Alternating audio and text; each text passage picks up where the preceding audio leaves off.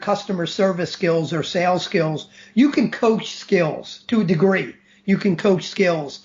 I don't believe you can be very successful coaching core values because it's who you are. And the way I work with companies to create those is actually a number of ways. But one of the things I do is called a Mission to Mars exercise.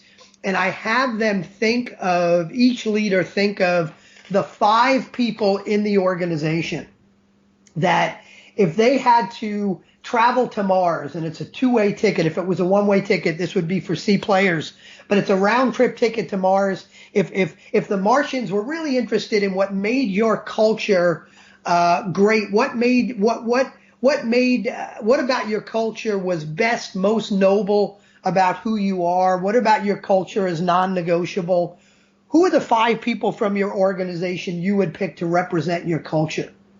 And you pick those 5 people, and then you come up with an attribute as to why you picked that person. Maybe you picked this person because they're a lifelong learner. Maybe you pick this other person because they are incredibly persistent. Maybe you pick the third person because they're there to help when anybody needs it, whatever it is.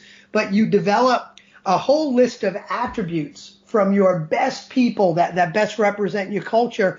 And then you go through those attributes, and I have them run it through 3 tests. And the first one is it a fireable offense? So if you pick someone because they're really creative, and that's great for them, but you don't need everybody in the business to be creative. It's not a fireable offense, then that comes off the list. But the first thing is it a fireable offense? The second test is, are you willing to take a financial hit to uphold that value? And the third is it alive in the organization today? Values are not aspirational. They need to be alive today. They can't be aspirational and non-negotiable at the same time. So when I run people through that Mission to Mars exercise, we normally come up with 3, 4, 5 core values. And then it's a matter of just kind of wordsmithing it and figuring out how you're going to present it to the organization. And most of all, figuring out how you're going to take action on it every day so it doesn't become just a plaque on the wall. Yeah, I agree with you. When I look, I do have a set of personal and business goals, but when I look at them, 5 out of the 6 the top 6 are exactly the same. So I would 100% agree with you. They are, if they're not exactly the same, they are pretty darn close, whether it's your personal or your organizational value for sure.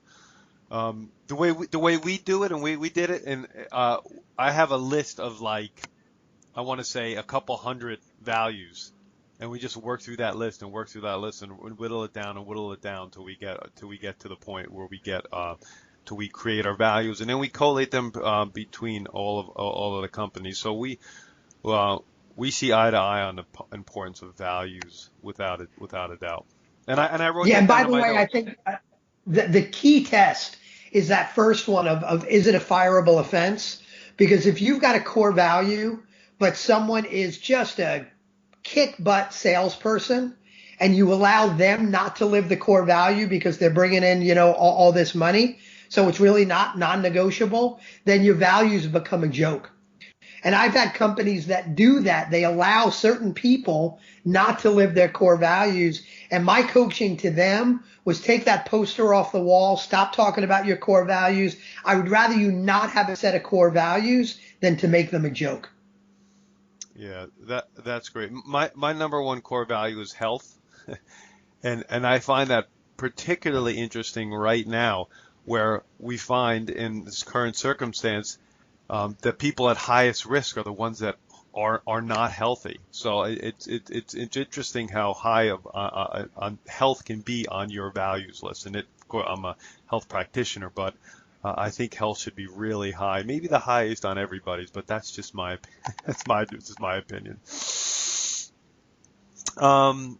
Let me see. And I loved your 3 V's. That's one of the notes I took out of the book right away. And I'm glad you said it that way, because that's the way I wrote it, your 3 V's. How about vision? Let's go work through those 3 V's, because I like it that much. How about vision?